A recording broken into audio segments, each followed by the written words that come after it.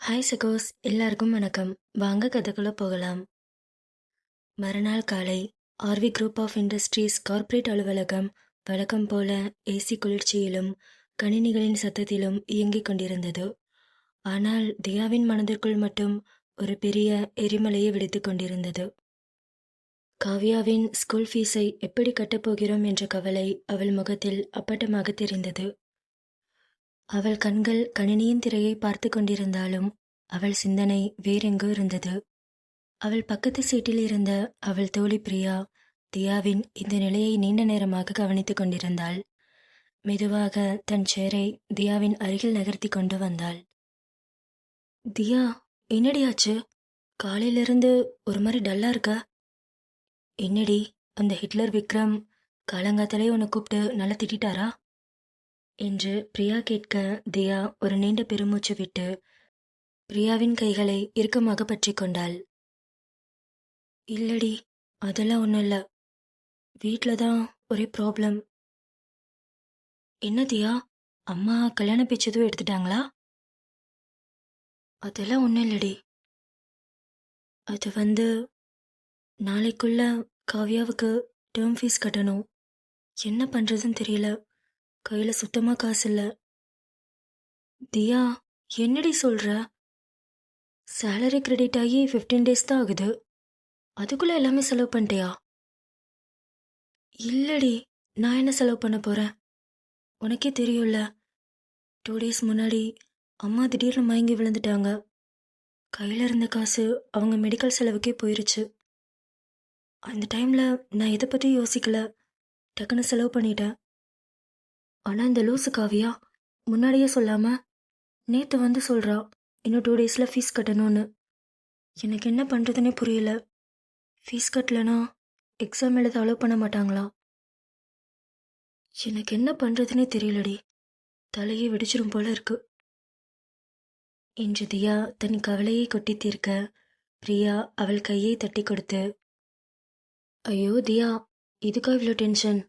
அதெல்லாம் பார்த்துக்கலாண்டி என்று கூறிவிட்டு அவசரமாக தன் ஹேண்ட்பேக்கை திறந்து அவள் பர்ஸில் இருந்த சில 2000 மற்றும் 500 ரூபாய் நோட்டுகளை எடுத்து தியாவின் கையில் திணிக்க முயன்றாள். தியா, இதை வச்சுக்கோ. என்கிட்ட இப்போதைக்கு 8000 தான் இருக்கு.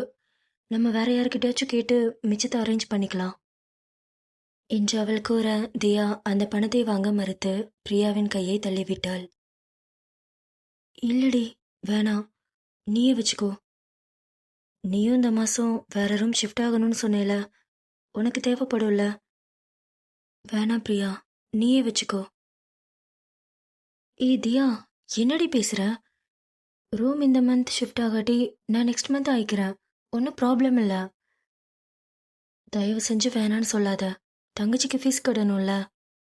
இந்த பணத்தை பொடி, மிச்சத்தை நம்ம ஃப்ரெண்ட்ஸ் கிட்ட கேட்டு அரேஞ்ச் பண்ணிக்கலாம் என்று அவள் கூற, தியா மீண்டும் அதை வாங்க மறுத்தாள்.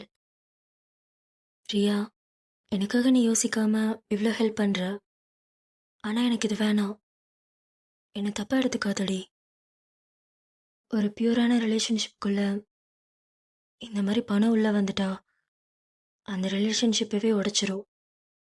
வேணாண்டி என்று விக்ரமையும் மனதில் வைத்துக்கொண்டு இதை பிரியாவிடம் கூறினாள்.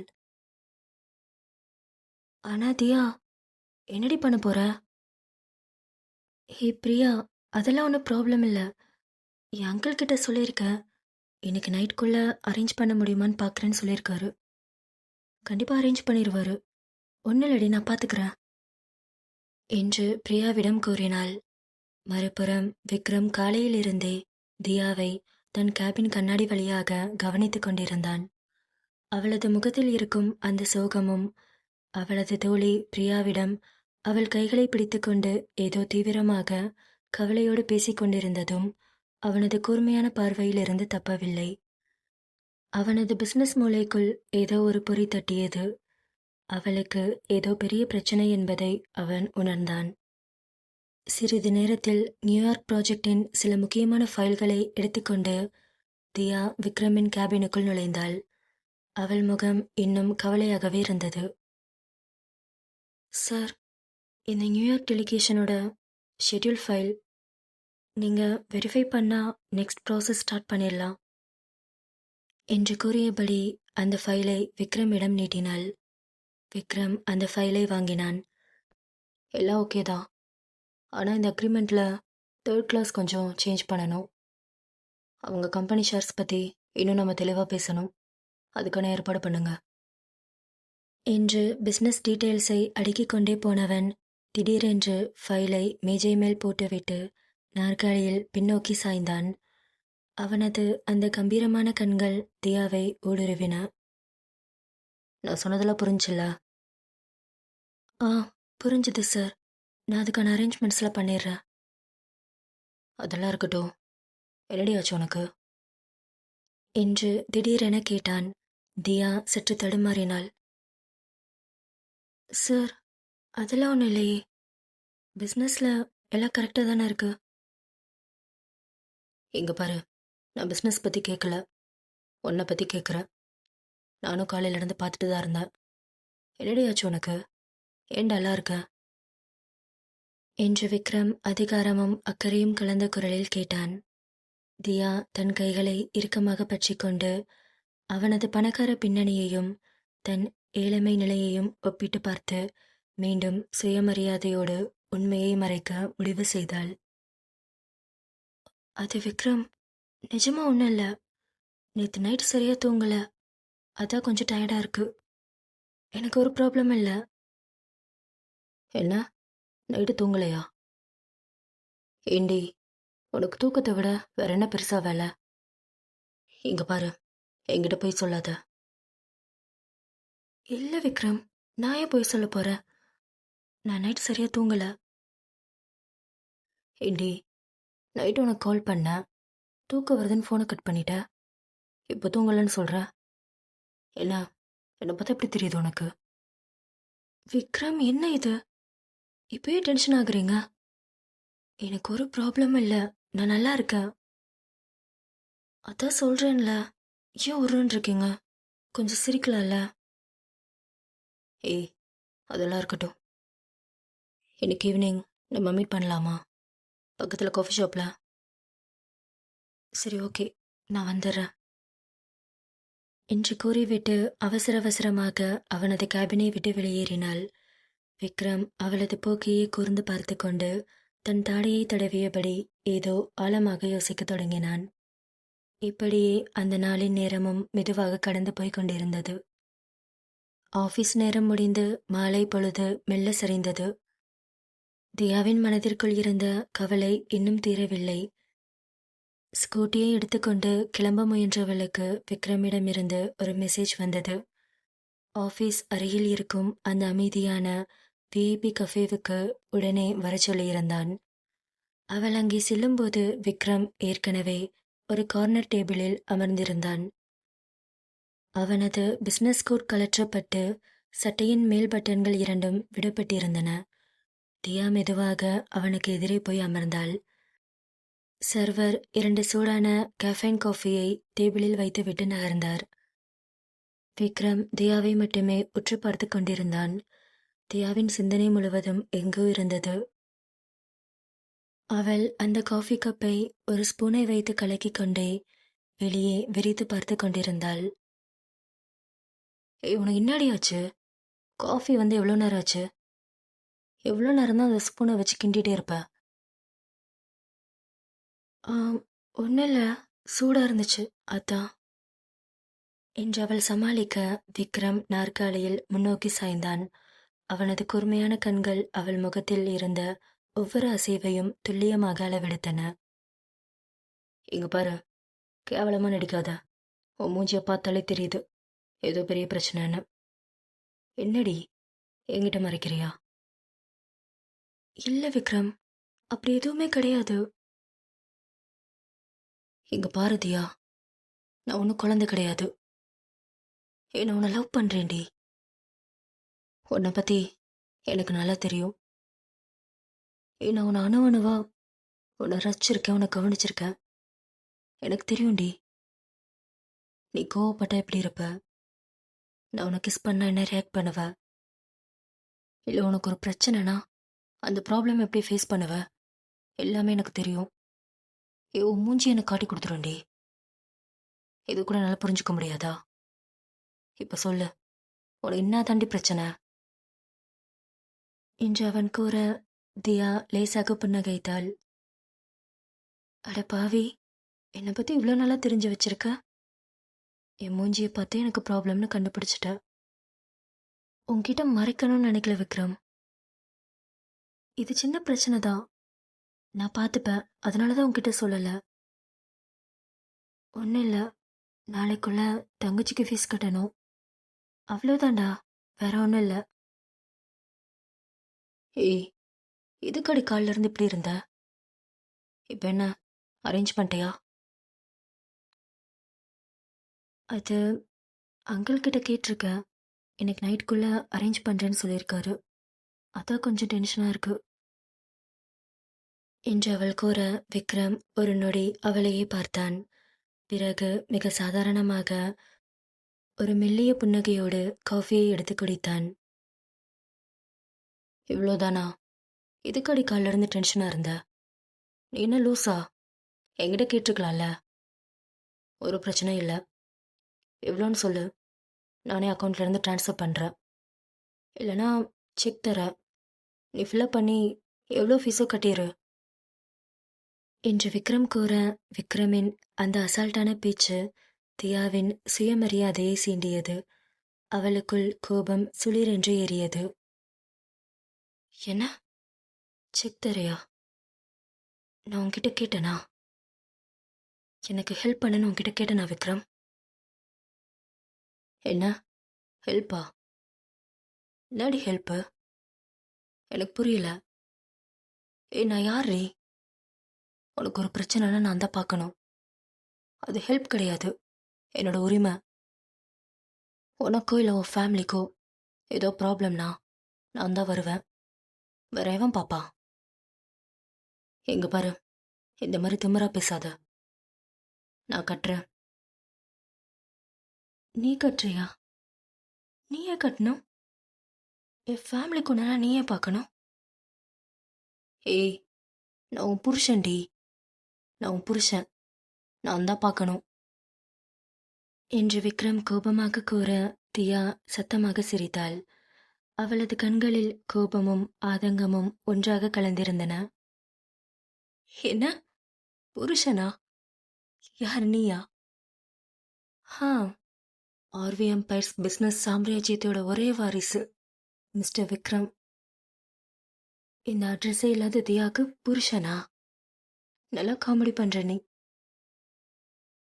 விக்ரம், என்னை பார்த்தா எப்படி தெரியுது உனக்கு? என் குடும்ப கஷ்டத்தை இவ்வளோ கேஷுவலா பார்க்குற? காசு இருக்கிறதுக்காக உன்கிட்ட கையை நீட்டுவேன்னு நினைச்சியா என்று அவள் கூறிய இந்த வார்த்தைகள் விக்ரமிற்கு ஆத்திரத்தை மூட்டின. டேபிளில் இருந்த காஃபி கப் லேசாக அதிரும் அளவுக்கு அவனது குரல் தீவிரமாக இருந்தது. ஏய், வாயெல்லாம் உடைச்சிருவேன். என்னடி பேசுற? இங்க பாரதியா, என்னை புரிஞ்சுக்கோடி, என்னை சாகடிக்காத. நீ வேற உன் ஃபேமிலி வேற இல்லடி, எனக்கு எல்லாமே ஒண்ணுதான். நான் பாத்துக்கிறேன் தானே சொல்றேன். ஏண்டி புரிஞ்சுக்க மாட்டேங்கிற? நான் பண்ணக்கூடாதா? என்ன பண்ணக்கூடாதா? பண்ணக்கூடாது. நீ யார் எனக்கு பண்றதுக்கு என்று அவள் கூறிய வார்த்தைகள் விக்ரமின் இதயத்தில் இடியாய் விழுந்தது. தியா, என்னடி ஆச்சு உனக்கு? என் மேல எதுக்கு இவ்வளோ கோவம்? கோவந்தா என்ன, நான் உன்னை லவ் பண்றேன், உண்மையா லவ் பண்றேன். அதான்டா இப்படி பேசுற. இங்க பாரு விக்ரம், என் குடும்ப கஷ்டத்துக்குள்ள உன்னோட ரிச்னஸ் உள்ள வரக்கூடாது. அதை புரிஞ்சுக்கோ. எனக்குன்னு ஒரு செல்ஃப் ரெஸ்பெக்ட் இருக்கு, அது உனக்கு புரியலையாடா? ஈஸியா கேக்குற, இவ்வளோதானா நான் செக் கொடுக்குறேன்னு ரொம்ப கேஷுவலா சொல்ற. உன்கிட்ட பணம் இருக்குன்னு என் மேல தூக்கி அடிக்காத. எனக்காக யாரும் பிச்சை போட வேணாம் என்று அவள் கூற விக்ரமின் கண்கள் கோபத்தில் சிவந்தன. அவளது ஒவ்வொரு வார்த்தையும் விக்ரமின் ஆண்மையையும் அவன் அவள் மேல் வைத்திருக்கும் காதலையும் அடியோடு அசிங்கப்படுத்துவது போல இருந்தது. தியா, பைத்தியமாடி உனக்கு! எல்லாடி பேசிட்டு இருக்க? ஏதோ பிச்சை அதுதுன்னு பேசுற. நீ என்ன புரிஞ்சுக்கிட்டது அவ்வளோதானா? ஏண்டி, உனக்கு என் லவ்வை விட ஒரு திமிரு தான் முக்கியம், அப்படிதானே? என்று அவன் தியாவின் கண்களை நேருக்கு நேராக பார்த்து கேட்டான். ஆமா, எனக்கு உன் லவ்வை விட என் செல்ஃப் ரெஸ்பெக்ட் தான் ரொம்ப முக்கியம். அதை விட்டு கொடுத்துட்டு யாருக்கிட்டையும் நான் அடிமையாக வாழ மாட்டேன். அது யாரா இருந்தாலும் சரி, நீயா இருந்தாலும் சரி. என்ன அடிமையா?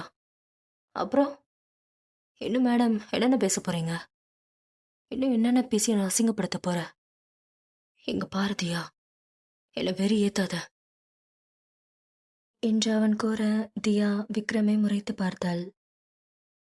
விக்ரம் தன் கையை அந்த விஐபி டேபிள் மேல் ஆழமாக பதித்து அப்படியே முன்னோக்கி வந்து அவளது முகத்திற்கு மிக அருகில் நெருங்கி வந்தான்.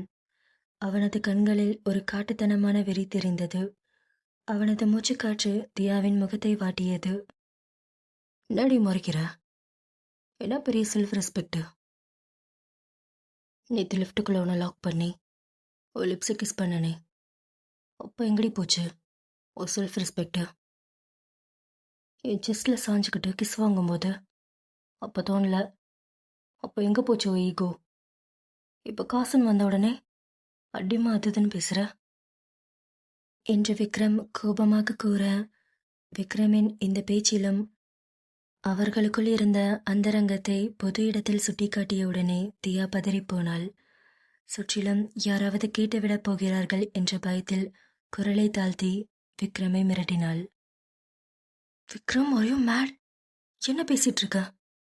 இது பப்ளிக் பிளேஸ், எல்லாரும் நம்மளதான் பார்க்குறாங்க என்று அவள் கூற, விக்ரம் அவளது பதற்றத்தை இன்னும் ரசிப்பது போல அவளது இதழ்களையே வெறித்து பார்த்து கொண்டு தன் காந்த குரலை இன்னும் கரகரப்பாக்கினான். நாடி ஓவரா பதற? பப்ளிக் பிளேஸ் ஆகுது, மண்ணாங்கட்டியாவது. இப்போ எனக்கு என்ன தெரியுமா தோணுது? உன்னை அப்படியே இழுத்திய மடியில் உட்கார வச்சு உன்னோட அந்த திமிரை அப்படியே அடக்கணும்னு தோணுது. ஏண்டி, என் பணம் உனக்கு வேணா ஓகே, அதுக்குன்னு உன் ஃபேமிலிக்கு ஒரு ப்ராப்ளம்னா என்னால் பார்த்துட்டு சும்மா இருக்க முடியாது.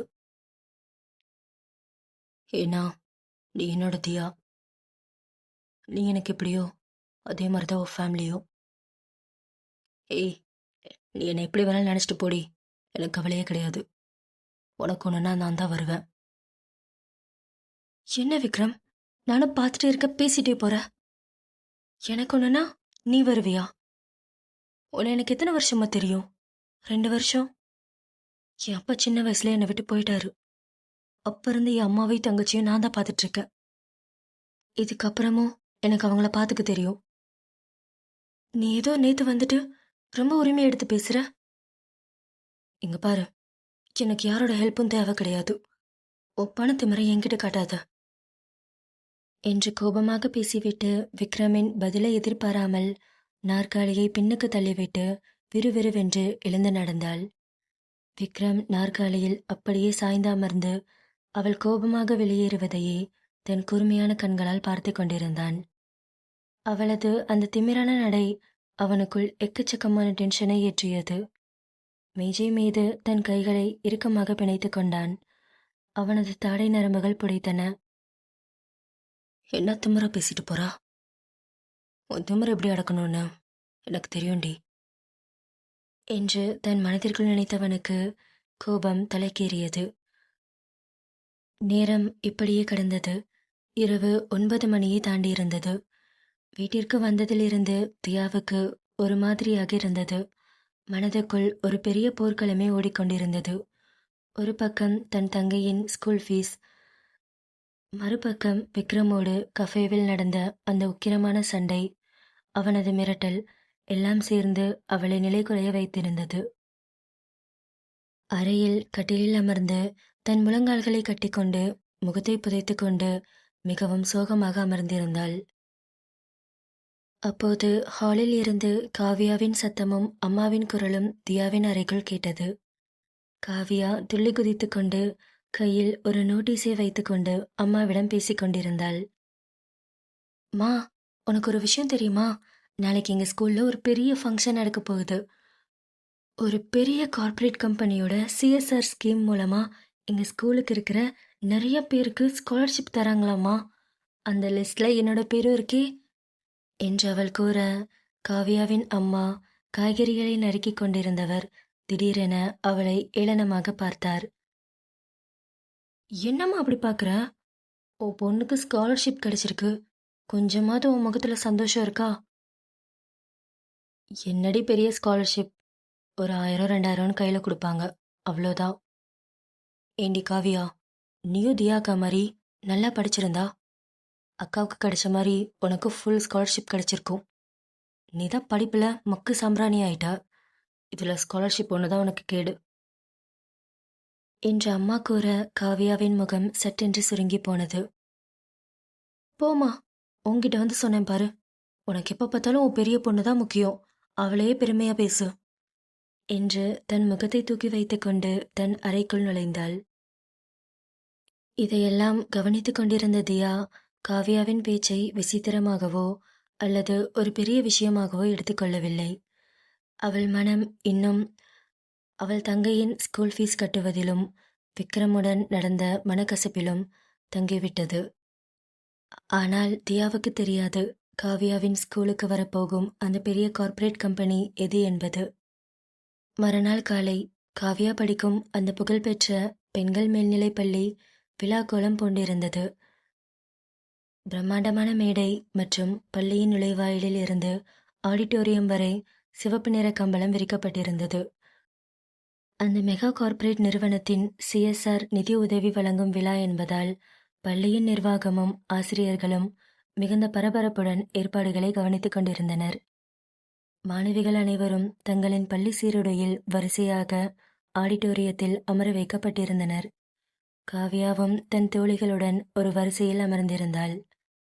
சட்டென்று பள்ளியின் பிரதான வாயிலில் சைரன் சத்தம் ஒலிக்க கருப்பு நிற சொகுசு கார்களின் அணிவகுப்பு உள்ளே நுழைந்தது.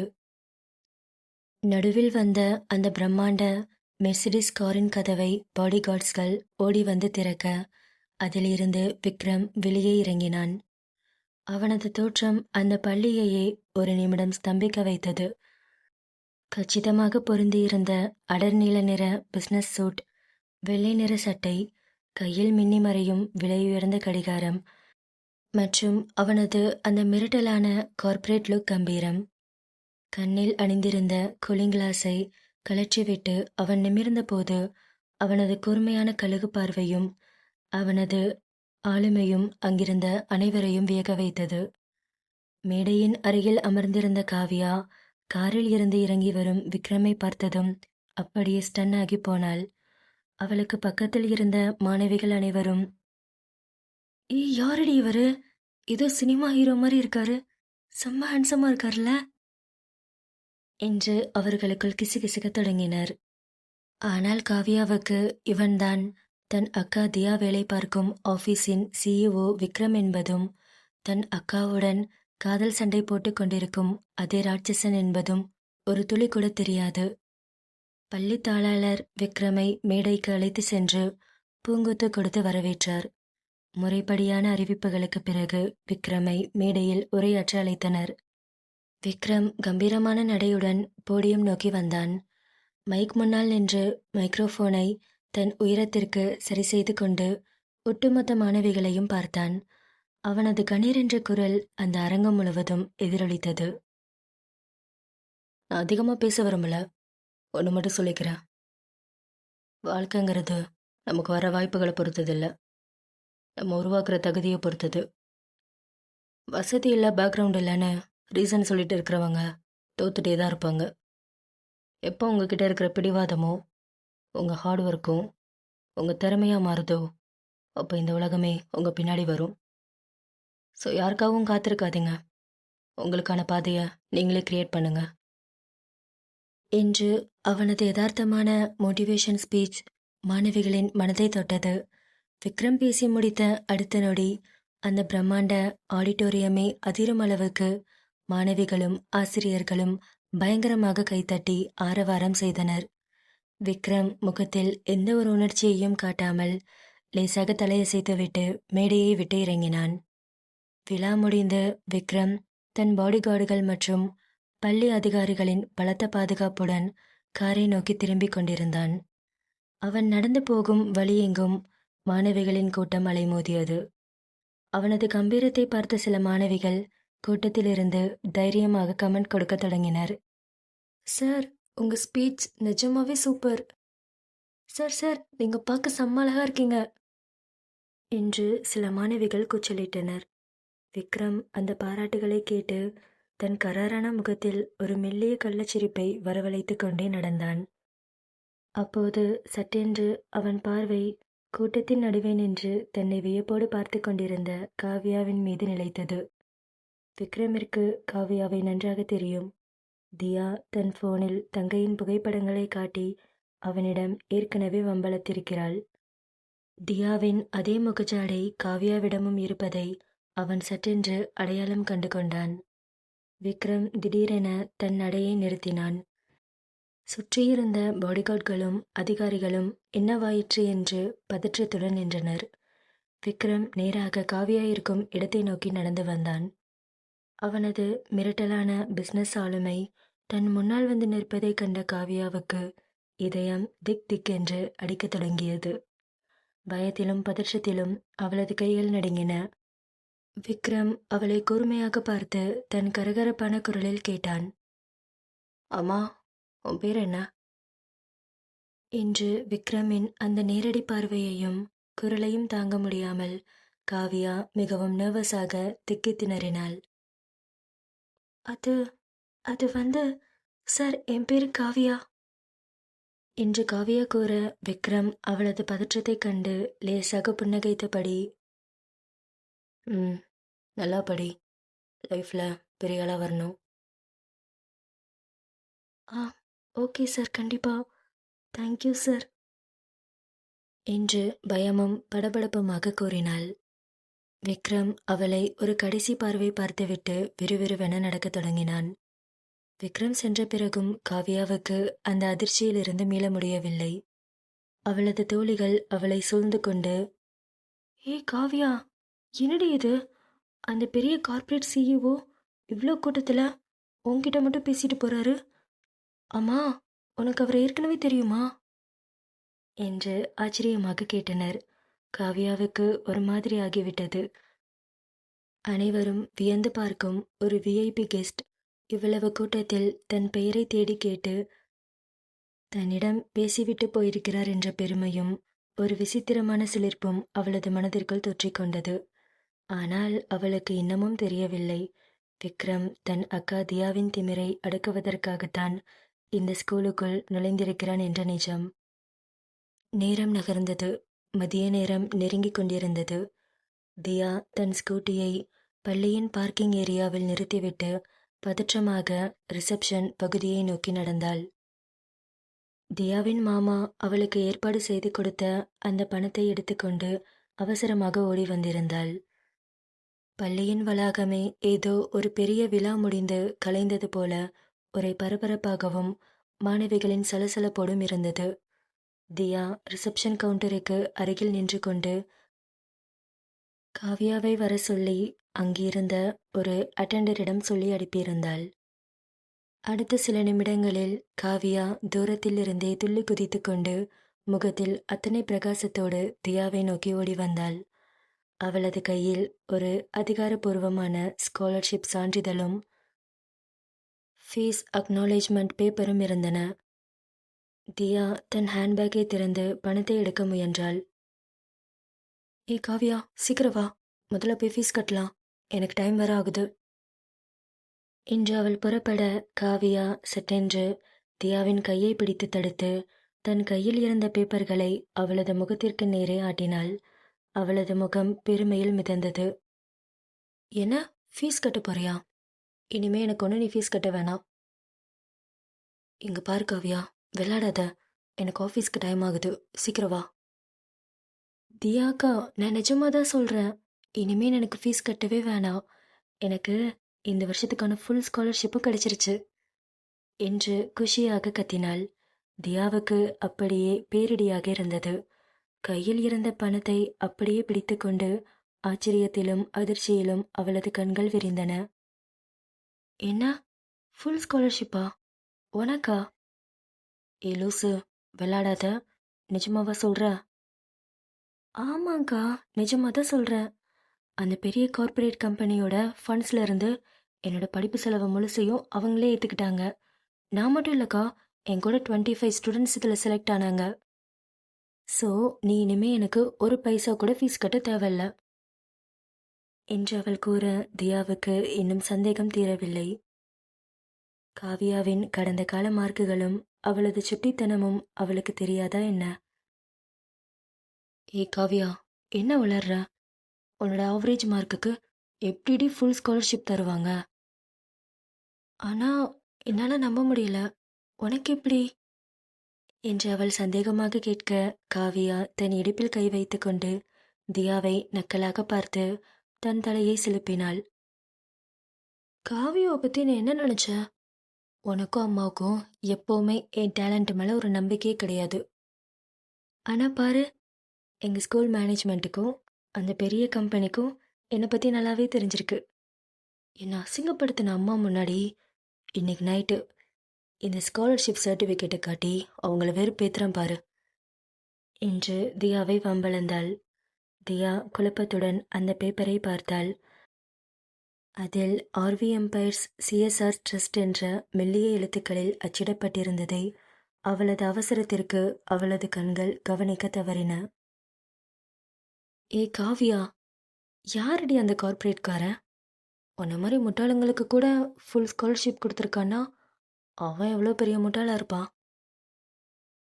இங்க பாரு, அதெல்லாம் ஒரு பெரிய மெகா கார்ப்பரேட் கம்பெனி. அதோட பேர் கூட எனக்கு சரியா ஞாபகம் இல்லை. ஆனா அந்த கம்பெனியோட சிஇஓ பர்சனல் கெஸ்டா இன்னைக்கு இங்க வந்திருந்தாரு. அவர் தான் எங்க எல்லாருக்கும் இந்த சர்டிஃபிகேட் கொடுத்தாரு. அக்கா, அது மட்டும் இல்ல, அவர் பார்க்கறதுக்கு அப்படியே சினிமா ஹீரோ மாதிரி செம்ம கெத்தா, செம்ம ஹேண்ட்ஸமா, எவ்வளோ ஸ்டைலாக இருந்தாருன்னு தெரியுமா? கேர்ள்ஸ் எல்லாரும் அவரை தான் நல்லா சைட் அடிச்சாங்க. அது மட்டும் இல்லக்கா, அவர் இந்த கூட்டத்தில் என்கிட்ட மட்டும் பேசிட்டு போனாரு. உன் பேர் என்ன, நல்லா படின்னு சொல்லிட்டு போனாரு. எனக்கு இப்படி இருந்துச்சு தெரியுமா என்று விக்ரமை பற்றி அடுக்கிக் கொண்டே போனாள். தியாவுக்கு இன்னும் யாரென்று புரியவில்லை. சரிடி, ஓவரா அழட்டிக்காத. யார் அது? எந்த கம்பெனி சிஇஓ? அதுவா? அது அக்கா, அங்க பாரு என்று சொல்லி ரிசப்ஷன் கண்ணாடி ஜன்னல் வழியே பள்ளியின் மெயின் பார்க்கிங் ஏரியாவை நோக்கி கையை நீட்டி காட்டினாள். தியா மெதுவாக அந்த கண்ணாடி ஜன்னல் வழியே வெளியே பார்த்தாள். அங்கே பார்க்கிங் ஏரியாவில் ஒரே கூட்ட நெரிசலாக இருந்தது. பள்ளியின் தாளாளர், முதல்வர் மற்றும் ஆசிரியர்கள் அனைவரும் ஒரு பிரம்மாண்டமான கருப்பு நிற மெர்சிடிஸ் காரை சூழ்ந்து கொண்டு ஒரு விஐபியை வழி அனுப்பி கொண்டிருந்தனர். மாணவிகள் கூட்டமும் தூரத்திலிருந்து வேடிக்கை பார்த்து கொண்டிருந்தது. அந்த பாடிகார்ட்களின் கூட்டத்திற்கு நடுவே தன் நீல நிற பிசினஸ் சூட்டின் கம்பீரத்தோடு காருக்குள் ஏற தயாராகி கொண்டிருந்த விக்ரமின் முகம் தியாவின் கண்ணில் பட்டது. அடுத்த நொடி தியாவின் ஒட்டுமொத்த உடம்பும் அப்படியே உறைந்து போனது. அவளது இதயம் ஒரு நிமிடம் துடிப்பதை நிறுத்தியது போல இருந்தது. அவளது முகத்தில் இருந்த குழப்பம் மறைந்து கோபமும் அதிர்ச்சியும் அனலாக வெடித்தது. விக்ரம், இவனா? இவன் எப்படி இங்க? நேற்று நைட்டு கஃபேல என்கிட்ட சொன்னா உன் திமிர எப்படி அடக்குறேன்னு. இதான் சாரோட பிளானா? என் செல்ஃப் ரெஸ்பெக்டை உடைக்க என் தங்கச்சியோட ஸ்கூலுக்கே வந்து இவ்வளோ ட்ராமா பண்ணியிருக்கான்ல, பார்த்துக்கிறேன் என்று நினைத்தவளின் கண்கள் கோபத்தில் சிவந்தன. அவளது கண்கள் விக்ரமை அப்படியே சுட்டெரிப்பது போல கொலைவெறியோடு முறைத்து பார்த்து கொண்டிருந்தன.